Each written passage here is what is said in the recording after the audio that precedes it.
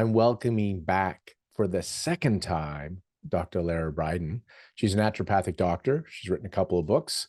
Today we're going to be talking about, I don't know if you can see this on those doing the what do you call it, YouTube, but it's called Hormone Repair Manual. She's also written another book called the Period Repair Manual. And I think that's what our last episode was kind of about. So before I give her official introduction, we had Lara on for episode number 75 called Balancing Hormones. And there we talked about PCOS, endometriosis, and in general, hormones for fertility health. And we talked about birth control pill, pros and cons, etc. And then today we're going to talk about hormones over 40. So this is talking about perimenopause, menopause, and also those that are over 40 trying to conceive and just trying to enjoy life. Now, Lara, as I mentioned, is a naturopathic doctor. She's a fellow Canadian living in New Zealand, and she is an author of the international bestseller Period Repair Manual. And now the book we're talking about, Hormone Repair Manual. She has more than 20 years experience in women's health and currently has a consulting room in Christchurch, New Zealand. Are you still there, by the way? Is that where you do it? Yeah, I'm in Christchurch right now.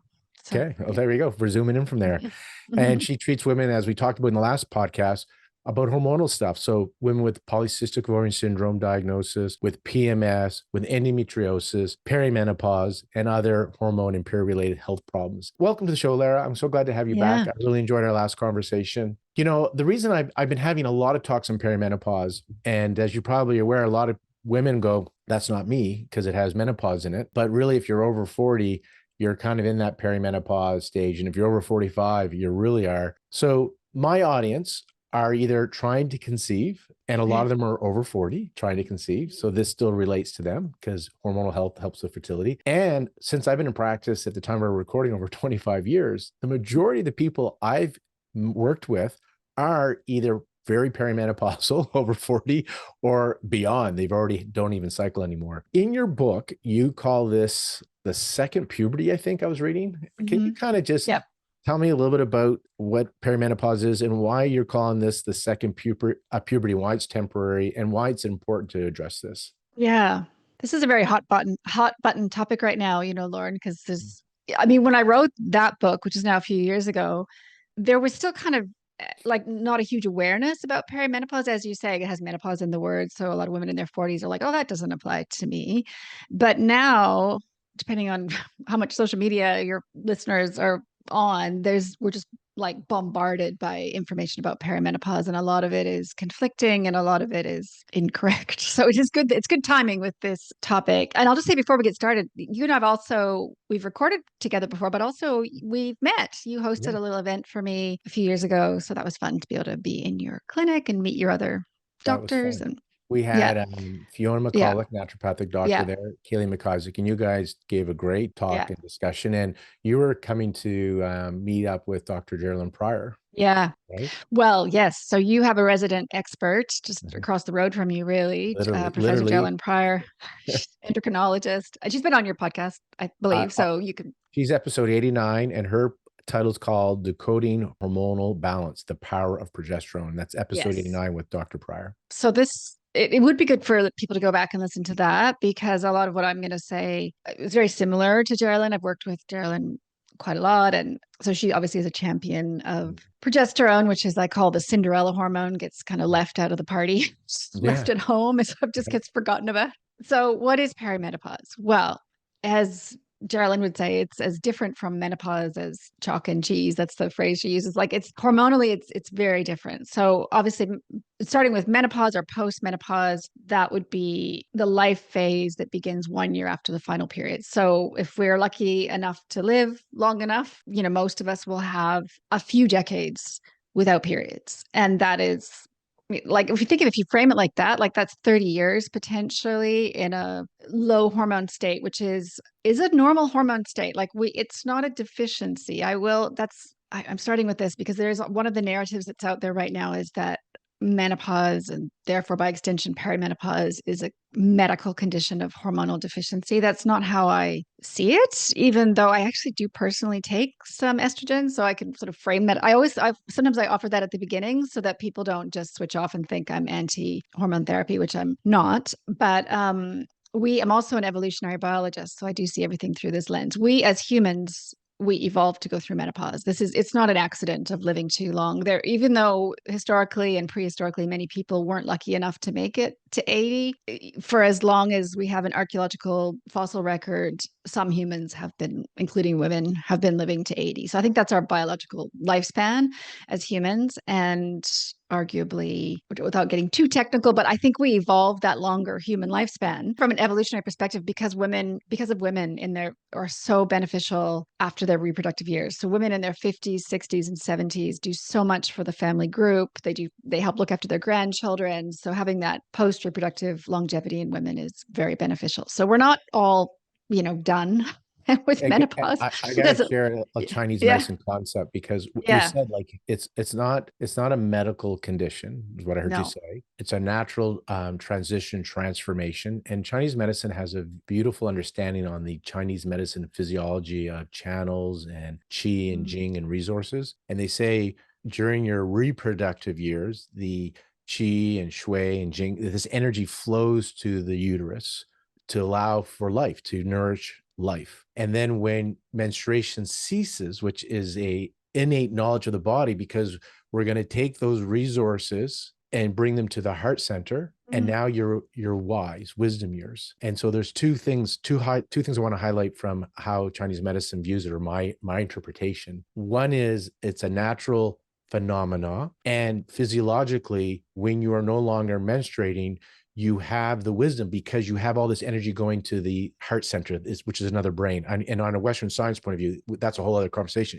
It's a brain of its own. It's got some crazy things we could talk about on that level. And then the other thing I want to highlight is the body has this innate thing. So as we age, we need these resources. So there's a whole thing about conservation, and menstruation is pulling your energy, your resources. So it is stopping that energy drain of reproducing and nourishing the uterus, and it's bringing it up to nourish another aspect of your life for longevity. So just to give you a cool Chinese medicine take on it, my interpretation. I like that. Of course, I'm trained in Chinese medicine as well, being a Canadian naturopathic doctor. So yes, I think that is a perfect, addition to what I'm saying now. It is. I mean, most cultures in the world have traditionally seen menopause as a good thing.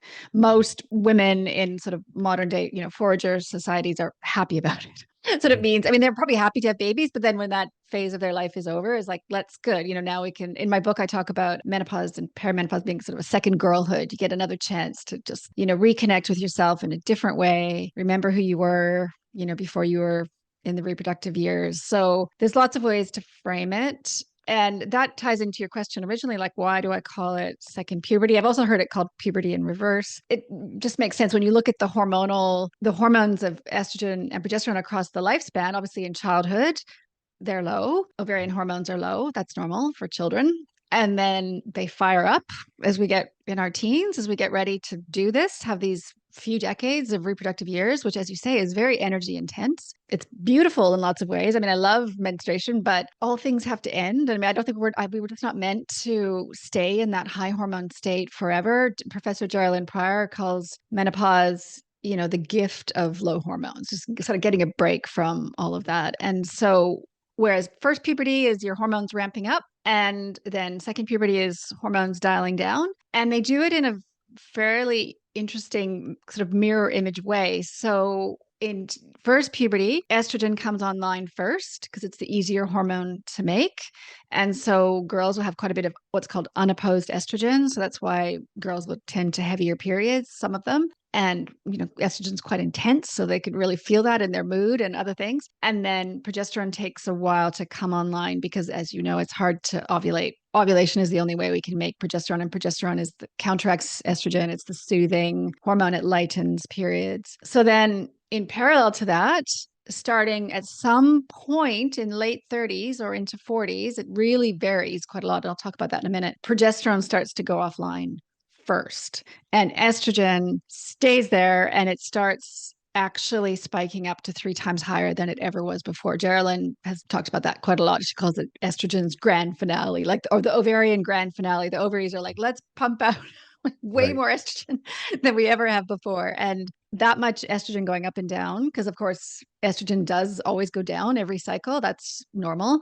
And so these are women in their 40s. They'll be, they'll have lost progesterone, or not all of it sometimes, but, shorter luteal phases, more cycles where you don't ovulate at all. So progesterone's kind of leaving the scene and estrogen is having a party. And that can contribute to, for some women, quite a rough few years. Well, anywhere between sort of 4 to 10 years, potentially, depending, because the process takes several years. And then eventually you move into the obviously more chronic, like consistently low estrogen. And that has, some of its own sets of problems. And there's always the debate of which hormones do you replace? I mean, from Geraldine's perspective, in perimenopause, the hormone to take potentially is progesterone. We can circle back to that. And then there's a whole debate about whether to take estrogen, but there's lots of other ways to feel better, which I think we're also going to talk about today. But I'll just say about the genetic variation. It can be puzzling because some women will be like, wow, as you say, I'm 45. And for example, someone might experience, I'm 45 and done, periods completely finished by 45. And some women keep having periods till like 57. And a lot of that is genetic,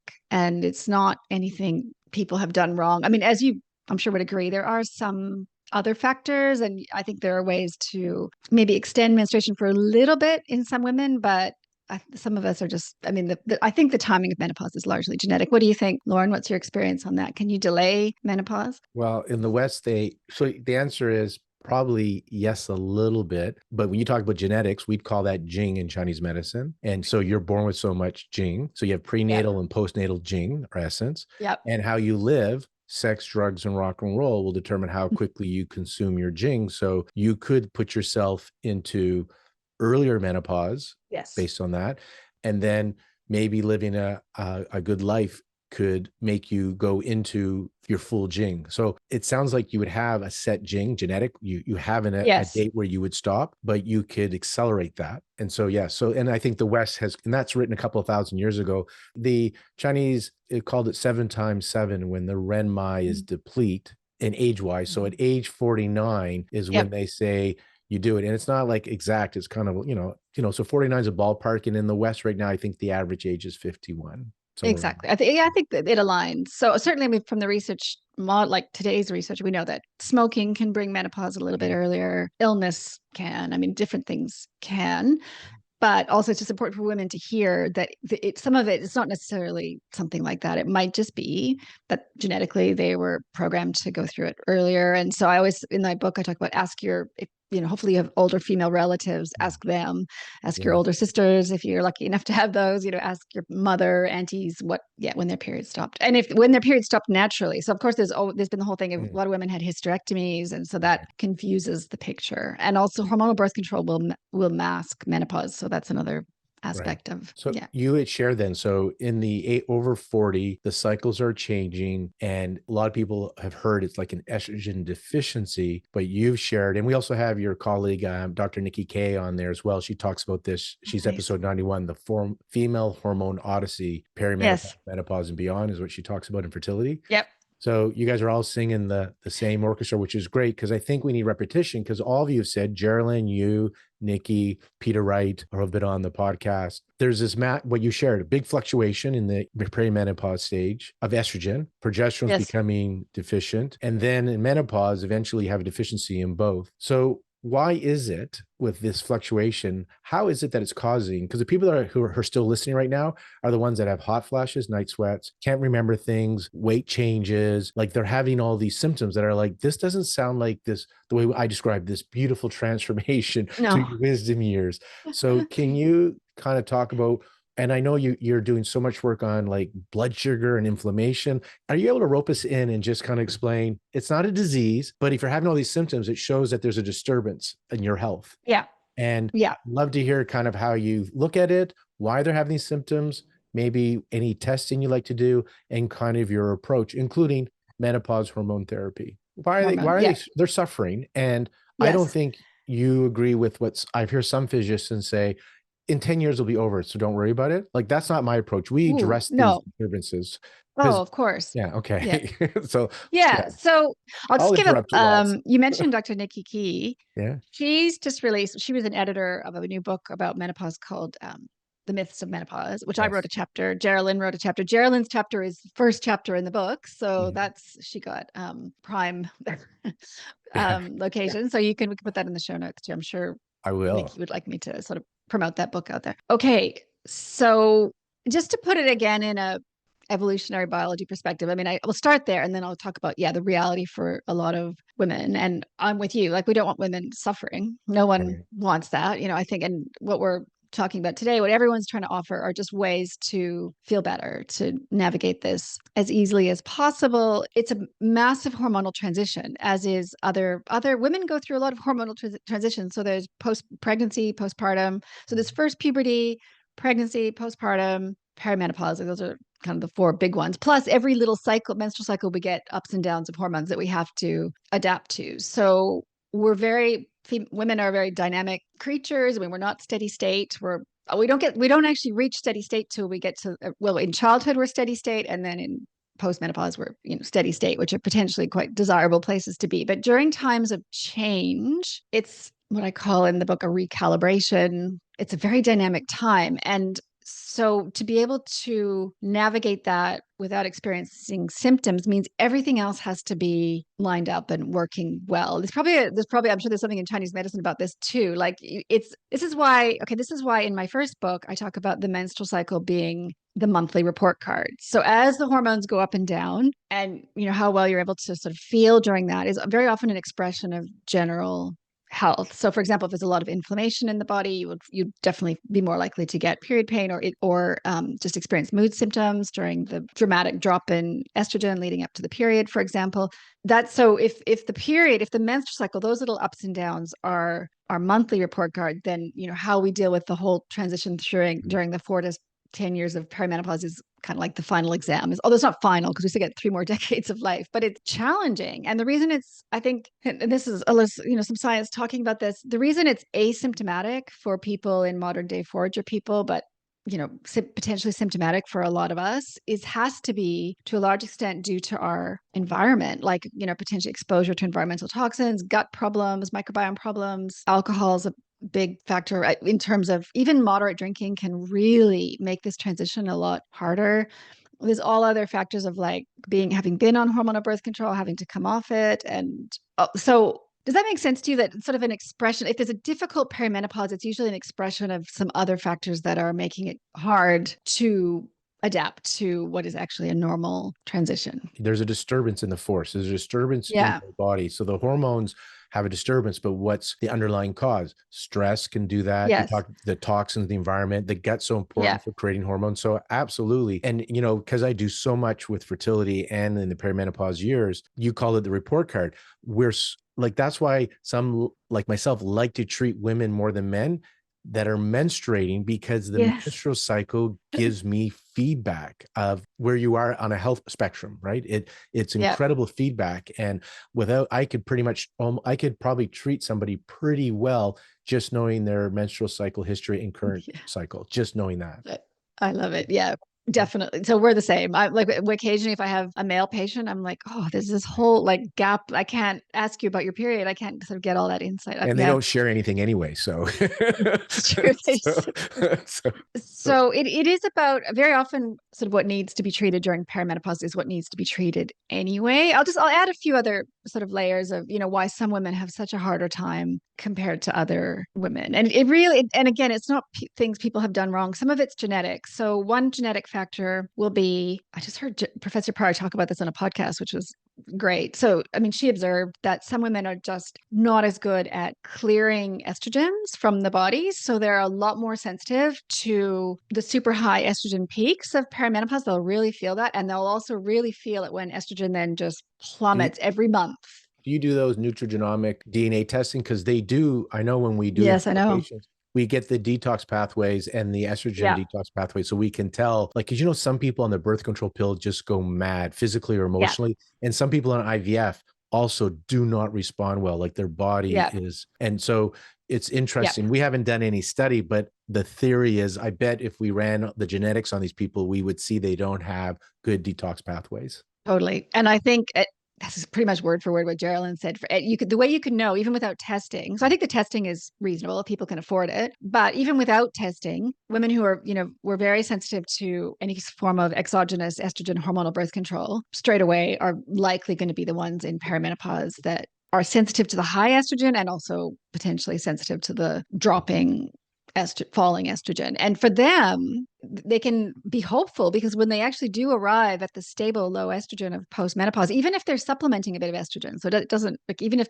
whether they decide to take estrogen therapy or not, the low stable estrogen is much nicer place to be. That's the 30 years of your life where you get to, as you said, the energy moves to your heart and you get to just, have a different sort of because the nervous system is responding to all this. So of course this makes sense, right? Like, so as estrogen goes up and down, as you're losing progesterone's kind of calming influence on the nervous system, the whole nervous system, including all the different parts, including the part that talks to the adrenal glands, it's all having to recalibrate. And can be a bumpy ride. It's like women stop sleeping would be a common symptom. Actually, sleep is probably sleep is even more of a concern for a lot of women than maybe night sweats or hot flashes. How do we help them on the bumpy ride though? So there's a bumpy ride. What can we do so they don't feel those bumps? Well, I have a book about it, obviously, but there's a much pared down version. I have a blog post, one of my most popular blog posts or articles called Rescue Prescription for Perimenopause. What's your blog? So just so they can find it? It's just Lara. I'm easy to find. It's larabriden.com. Okay. Perfect. All right. Yeah. Thanks, Lara. Yeah. So very easy. And so it starts with, it has kind of 3 levels, I guess, if you will. So the first level is just anything you can do to stabilize your will help your nervous system, support it, nourish it, calm it, soothe it. And so that's going to depend on the individual, but certainly things like an easy one is, I'm a huge fan of magnesium. So magnesium is very popular in perimenopause, makes sense. It's very calming, helps with sleep. Make sure you're, fully nourished with protein and, not eating so that your blood sugar is more stable. All that can really help the nervous system. I will say again, quitting alcohol. I've talked to hundreds of podcasters and women and like friends and patients, and everyone in their 40s agrees, like sadly has to acknowledge that you just feel so much better when you give up alcohol in your 40s. Like, it can really be a game changer.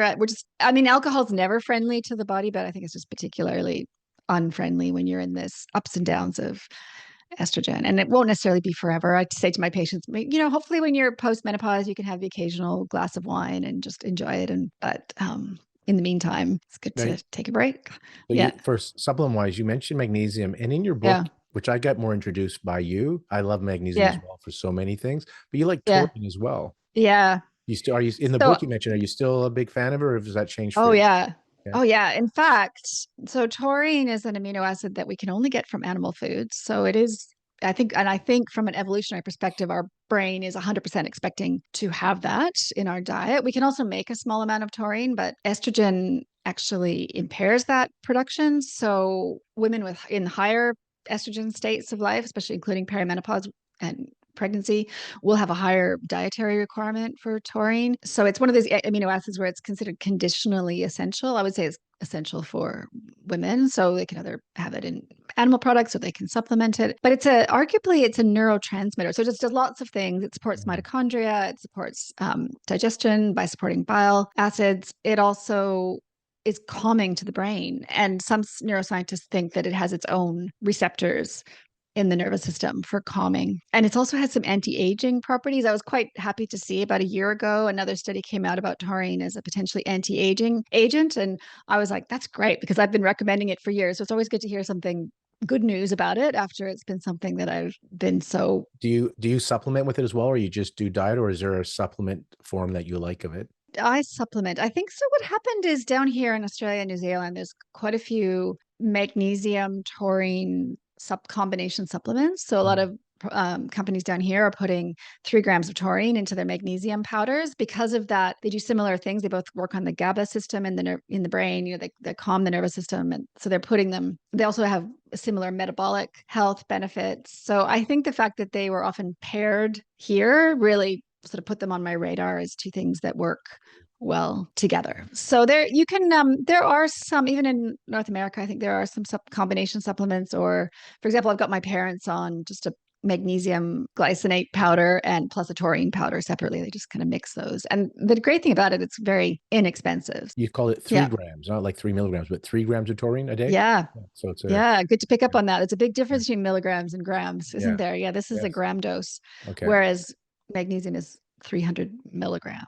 So yes. So you talked about like lifestyle, reducing alcohol, magnesium, taurine, that nervous system relaxing. I have to digress for a minute because Yeah. few of my perimenopause and menopause women that I'm seeing that are still cycling in their Yeah. 50s. We use acupuncture. We say Yes. the but to calm the nervous system. And Yeah. I've added a vibroacoustic sound table. So it Ah. vibrates and we put it at different frequencies and it has some Ooh. binary beats. So they just walk out like mush. And when you get a device that I stay late after I'm done treating for the day, I go and give myself a half an hour treatment. It feels so good because the vagus nerve Oh. and just every cell, I'd be able to say I can't come once a week, maybe I can. And then all of a sudden they got on the table and they're like, okay, how often can I come? Like they want to come every day. It just feels so good. So anything that makes you feel good is great. And we can talk later, but I want you to kind of talk about this nervous system thing because there's many ways to help the nervous system. Magnesium, taurine. I love the sound table, acupuncture, conscious work, but this seems to be that autonomic nervous system that in the hypothalamus, pituitary, ovarian, adrenal axis, people dismiss or it's not on our radar how much our thoughts, thinking, and our nervous system is impacting our health. And you just shared how estrogen impacts that. So, and you're spot on because I can tell you're an experienced clinician because you're mentioning the autonomic nervous system. It's like when you start to look at the research into everything, into women's health, into metabolic health, which is actually the topic of my third book, is all about metabolic health, is the autonomic nervous system affects everything. It's so powerful. And fortunately, there are, as you saying there's lots of ways to influence that. So that's the autonomic nervous system includes the sympathetic, the parasympathetic, including the vagus nerve. And I mean, the vagus nerve talks to the immune system. It talks to the hormonal system. It's listening from the gut. It Like it's a runs the gut whole freeway body. there's a direct highway between the gut and the brain via the vagus nerve. There's other forms of connection as well.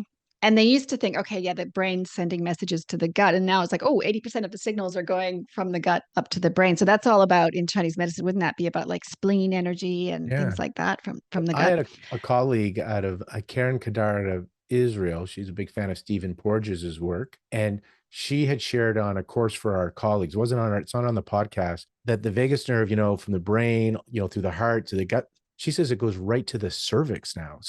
Yes. So there you It go, right? does. Yeah, it's very important. So this is a way, yes, there are multiple ways to feel better by supporting that part, well, all of your nervous system, including that part of your nervous system. So we've listed a few. Yeah, acupuncture could be great. I mean, I'll just moving the body too. And Exercise. I like to frame it as moving the body rather than exercise. It's not a task that you have to do. It's not about Yeah. burning calories, anything like that. So just like get your arms, even just like raising your arms and Yeah. and breathing and stimulates the vagus nerve, getting outside. Obviously, I'm a big fan of yoga. I know not everyone loves yoga, but I'm the kind of person who's like, I can't imagine how people function without yoga. Like, obviously, for me, it's been a big part of helping my nervous system, especially through the perimenopause years. So, yeah, there's lots of ways to feel better. Addressing any kind of gut issues, food sensitivities can also really help. And part of that's via the nervous system, although there's going to be other factors as well. The gut is really important it's actually how we clear estrogen from the body. So we've talked about how one of the problems in perimenopause is the really steep fluctuations of estrogen. So just to put that in context, again, it's normal for estrogen to go up and down. And actually in all women, even in younger women, estrogen drops to lower levels than it does in perimenopausal women. So always in the first early part of our cycle, during the bleed, during those like days 1 to 5, estradiol, our main estrogen is right down at menopausal levels. That's actually normal. That's where it's supposed to go. But then the difference is in perimenopause, it's just going so much higher that you then get this like steep roller coaster down. So supporting anything you can do to support healthy estrogen clearance is going to help as well. And that's by having a healthy gut. That's again where stopping alcohol comes in, because alcohol increases estrogen, and not in a good way. It increases the kind of bad metabolites of estrogen. And so level in my rescue prescription for perimenopause is 3 steps. So step 1 is all that kind of stuff. And a lot of that can be done on your own. Sometimes a practitioner could help with some of that. And then step 2 is progesterone. So this would be, and again, this is for in the earlier phases of perimenopause. There's different phases, but in the earliest phases, cycles are still pretty regular. They might be heavier. They might be shortening. So they might be like coming every 21 days or 24 days instead of every 30 days. And they're very often you're not making very much progesterone. So the bleed, because of the lack of progesterone, you could be bleeding for longer, getting more spotting. So this is where, and Geraldine has done a peer-reviewed clinical trial of progesterone for perimenopause. It's found that it, helps women feel better, sleep better. Progesterone's sedating. So if anyone does want to try natural progesterone, especially if you're taking it orally, you'd really want to take it at bedtime because it's quite tranquilizing in a good way. And can we emphasize, because there's different types. There's the progesterone, there's what's it, medroxyprogesterone, right? Yeah. And then the biochemical. Can you just highlight that and why you want to highlight those? Yeah. And so I talk about this in my books, in actually Nikki Key's book. I did my chapters on progesterone, the book we mentioned earlier, The Myths of Menopause, and it's all over my blog too. I talk about the difference between progesterone and progestins. So there's really only one progesterone. So the thing people might find this interesting, estrogen is a generic term that can legitimately describe, estradiol, our main ovarian estrogen, or estrone, or any of the estrogen metabolites, or xenoestrogen, like estrogen like toxins are all technically all estrogens. Anything that interacts with the estrogen receptor is an estrogen. But progesterone is not a generic term. It's a very precise biochemical term. So it describes the molecule progesterone that we make after ovulation or during pregnancy from the placenta. And that's it. And progesterone is available as an exogenous supplement or medication.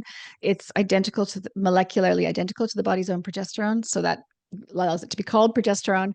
Anything else, any of the progestins in hormonal birth control or some of the other progestins like medroxyprogesterone that are used for hormone therapy, none of them are technically progesterone, although sometimes they are called progesterone. So that's where one of the just unfortunate mistakes has been made, is the conflation between those two terms, progesterone and progestin. So hopefully that's clear for people. They want to be looking for a body identical progesterone, which used to be hard to get. You used to be able to have to get it only from a naturopathic doctor or only through some other alternative route. But now progesterone is body identical or bioidentical progesterone is available as Prometrium or various other brands that can be prescribed by the doctor. And it's considered much safer than progestins, or somewhat safer, which is why it's preferred now as part of menopause therapy. It's safer for the breasts.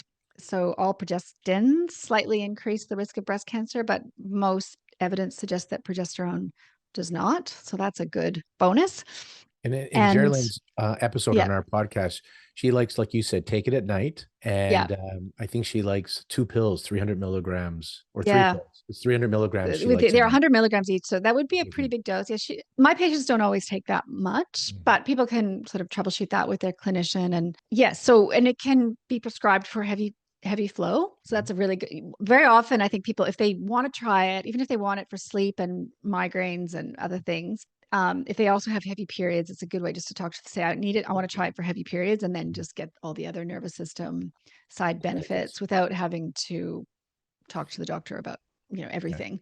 So so that's step 2 in my rescue prescription. And then step 3 is if and when to come on board with some estrogen therapy. So as I said at the outset, I'm not anti-estrogen. We're in a climate currently where there's, I don't know how much you've heard this, Lauren, but like there is a chorus of very vocal doctors who are like just basically, saying the more estrogen, the better to some extent, everyone should take it. And I think really overstating. Because we hosted, I was on a panel for, what's it called? The M Factor. There's a documentary where they have all the docs, and it was, they've rebranded hormone replacement therapy because it has a bad rap, HRT, as menopause hormone therapy, right? Right. But it was all about the estrogen. And so from the panel's perspective, we thought the movie was excellent because it brought awareness that women do not need to suffer, and that this is not a disease. However, there is a disturbance and there's things you can do. What we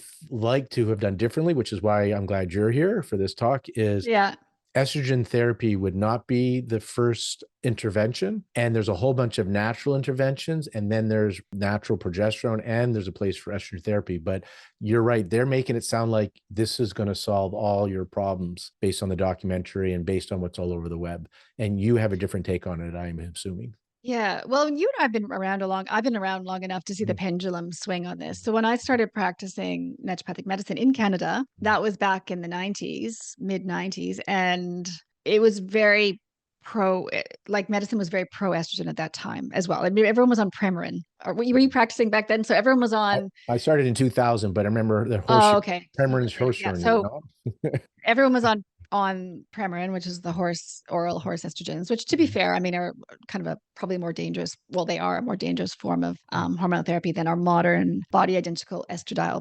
patches. But yeah, it was just like, oh, it's going to prevent heart disease, it's going to prevent dementia. Like there was just a lot of really gung ho, and then the pendulum swung, and I know some people listening will have heard that the Women's Health Initiative study that caused that pendulum swing had some problems. And, I'm not necessarily defending that study, but this is how things happen in medicine and in everything, right? Like the pendulum swings. So it's swung, and now we're back in a very, like, I would say, almost like compensatory. It's almost like doctors have looked at all the poor women who weren't able to access estrogen therapy or were scared away from it when they probably shouldn't have been. I mean, it can be very beneficial therapy. And so now are just like, overstating its benefits. I mean, I think again to say, I'm on an estrogen patch, so I'm not anti it at all. And I think there's a place for it. I think a couple things to say about it. There's going to be some women who just don't feel good on estrogen in any form. And those are the women who we talked about earlier, like who maybe just really don't clear estrogen very well or very sensitive to it. So I think we just have to acknowledge that those women are out there, and they are probably just going to feel better in the low estrogen state. And there are lots of other ways. I just don't buy the whole narrative that estrogen is the only way to prevent heart disease and dementia. That's just not true. So there's that. Some women don't feel great on it. Some women feel really great on it. And I will point out that estradiol is a mood enhancer. It does boost serotonin and dopamine. So almost anyone who takes it, especially initially, will get like quite a mood lift from it. So that can be, I think, especially once you've experienced that, that can just be like, wow, this is the next best thing. Like, why isn't everyone on this? It's like, that's why we have this evangelizing. It's like, I felt, some women are finding they feel so much better. So then just feel like everyone should be taking it. So I'm just acknowledging its mood enhancing benefits. It's quite a stimulating hormone. But that doesn't mean that more is better, right? So there's going to be a sweet spot. And I guess it's also, so it's around, I think, some caution around dose. The second thing to say is, yeah, one of the reasons they changed it from hormone replacement therapy to menopausal hormone therapy is partly maybe to escape the bad reputation, but also it's not replacement. Like we've just talked about, it's not your normal, it's the normal life phase is to be lower estrogen after the reproductive years are over. So it's not like a thyroid replacement, for example, where yes, if your thyroid has stopped making thyroid hormone, you need to bring it back up to the normal levels. That's not the situation for estrogen. And then the other thing to talk about is the phase of perimenopause. So I did mention that. So in the early phases where estrogen is still going very high, but fluctuating down, the time to use a bit of estrogen then, if you're going to, once you've tried the other things, is during the estrogen troughs. So just premenstrually and maybe during the bleed, just to kind of even that out so you don't fall so low. Keeping in mind progesterone can also help with those troughs, and so there's lots of ways to navigate those low estrogen points in the cycle without requiring hormone therapy. But again, some women might find they need that, especially for I've used it with my patients for preventing premenstrual migraines during perimenopause. A little bit of transdermal or through the skin, like a patch or a gel or something of estradiol, body identical estrogen during that time can help prevent migraines. And then later, in a few years later, in the perimenopause transition, when the periods are coming farther and farther apart, and if women are struggling at that time, I think that could be the time to come on board with a little bit of estrogen if they need it, if they want to, if it's safe to do so. There's lots of debate around this, but it has not been disproven that estrogen will increase the risk of breast cancer. I know there's lots of debate about that, and scientists still need to look at that, I think. And I think I will acknowledge this is kind of ties back to the whole progestin thing. So the breast cancer risk seen with the old form of hormone replacement therapy was probably from the progestin. So that just goes back to all progestins slightly increase the risk of breast cancer, but progesterone probably doesn't. And if somebody is in their 40s and still cycling, although maybe not regular, and when I say cycling is they're ovulating, right? And they want to do progesterone therapy, bioidentical progesterone, not the Yeah. progestin. Since their cycle's timing is no longer as predictive, it could be having every 2 weeks, or like you say, very delayed. Do you look for an ovulation first, or do you kind of put them on a rhythm of taking progesterone and estrogen, Yeah, estradiol? perfect question. So, well, most of my patients, if they're still cycling, most of them don't need estrogen at that point, although except in the cases of maybe where they're using it to prevent premenstrual migraines or something like that. But as a general rule, like if they're still ovulating, and this is where it's good for women to have that body literacy, maybe even be tracking with temperatures to know if and when they're ovulating, then I think if they're still ovulating somewhat regularly, then I think it makes sense to time the progesterone from post ovulation. So Yeah. time it with the luteal phase. And Geraldine Pryor talks about like extending that, trying to get the full 14 days of progesterone. So it might mean extending it into the period a little bit, but then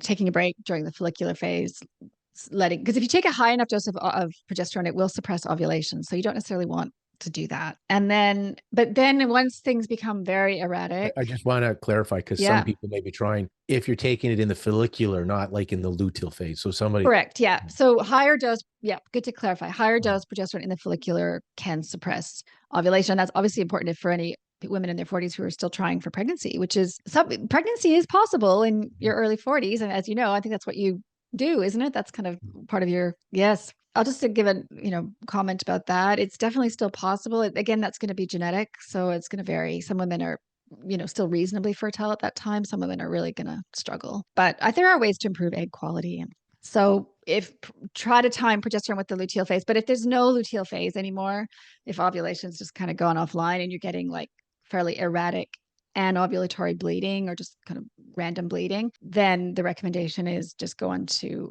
cyclic progesterone. So 2 weeks on, 2 weeks off, which will actually it'll usually produce a somewhat regular withdrawal bleed from the progesterone. So it's not a cycle.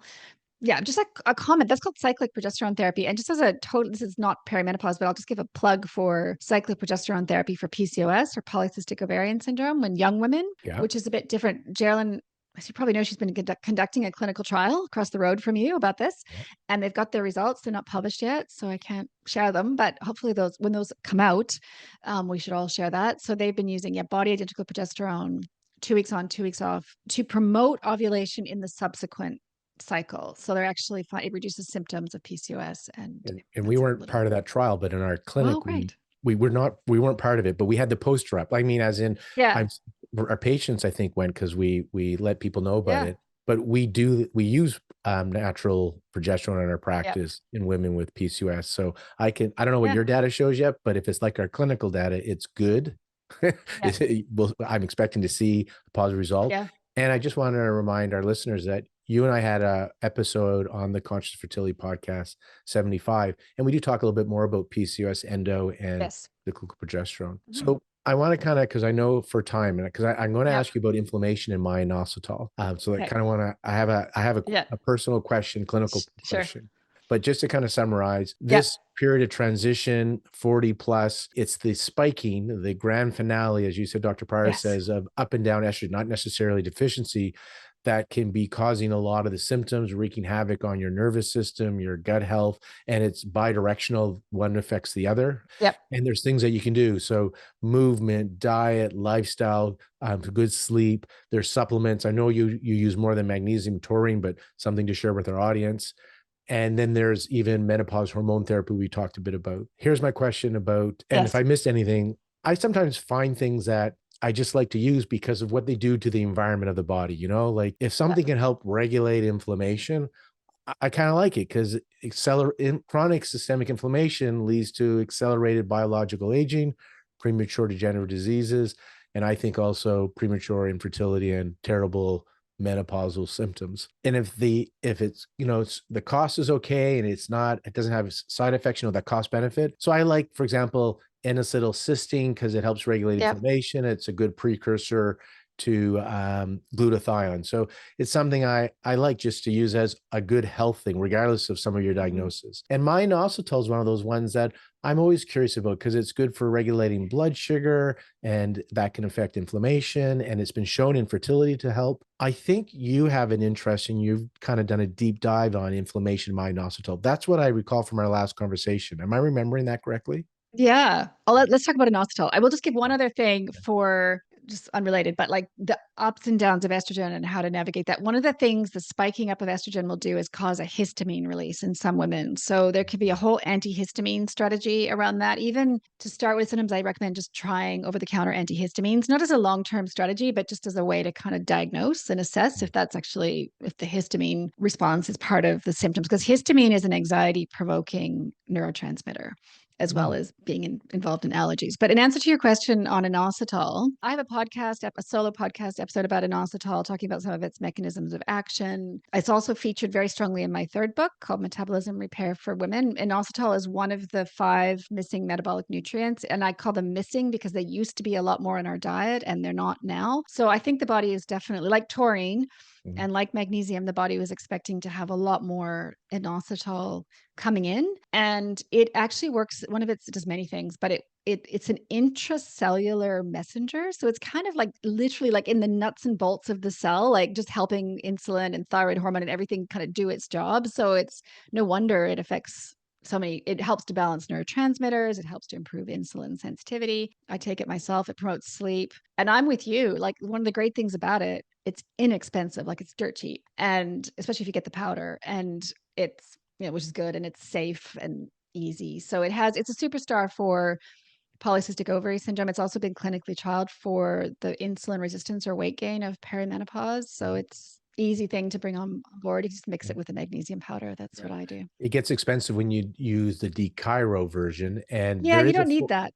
and there's a Yeah. 40-to-1 ratio. So where you get mostly myo with decairo, but like you, often we just use the myo. If we use the decairo, it's a 40-to-1 ratio, mostly myo with some decairo. There's some products that have it pre-made. There are, but you don't really need the decairo part, and too much decairo is not good. Right. But yeah, straight myo inositol is probably, for most people, it's the easiest to access. If there's an inositol product, usually read the fine print, but it's usually just straight myo inositol. All right. Yeah. Lara, I want to just do a couple of shout outs. So you mentioned on larabriden.com, she has a podcast episode on insulin resistance and myo-inositol. We talked about how that affects ovulation, like in PCOS, weight gain, anxiety, all these other health benefits. You had progesterone cycling. You had something on a blog on that. I do have Okay, so check out Lara's podcast and her website. She's also episode 75. So those that are trying to conceive, we talk a little bit more about that in episode 75 called Balancing Your Hormones. You gave a shout out to Nikki K, and she has the book Myth of Menopause. She's episode 91, The Female Hormone Odyssey, Perimenopause, Menopause, and Fertility and Beyond. And then Dr. Pryor is episode 89, Decoding Hormonal Balance, The Power of Progesterone. And then I think you also like Dr. Peter Wright. I think you introduced me to Dr. Wright. She's a pelvic pain. Yeah, she's got an episode as well. So check that out on the Conscious Fertility Podcast. And then Lara has the Hormone Repair Manual, is her book on this topic, perimenopause and menopause and hormone balance, the Repair Manual. And then did you say you have a third book out or a third book coming out?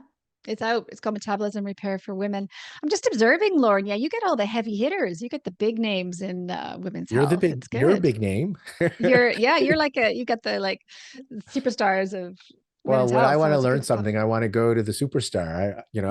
Why go to the top? And then I like to spread the information. So I'm so glad that you're on. And now, because I don't have your third book, now I have to go pick up your third book. And that's a great thing. I love to learn, as people know. We'll get you to come on and talk about, what's the title of that book? Metabolism Repair for Women. So metabolism repair. And so it's a common thing that comes into my clinic. They have this unwanted weight gain in this over 40 stage, and they're eating well and they're exercising. And then we talk about how to do that. And Nikki's K episode is so great because they think all this exercise and low calorie is actually worse off for them and why they're gaining weight. So counterintuitive approach to that. But I want to get you back on, since you've written a book on it, because I know my audience wants to hear about that. Sounds good. Well, thanks. It was great to chat, Lauren, as always. And talk to you soon. See you next time. Cheers. Bye, everybody.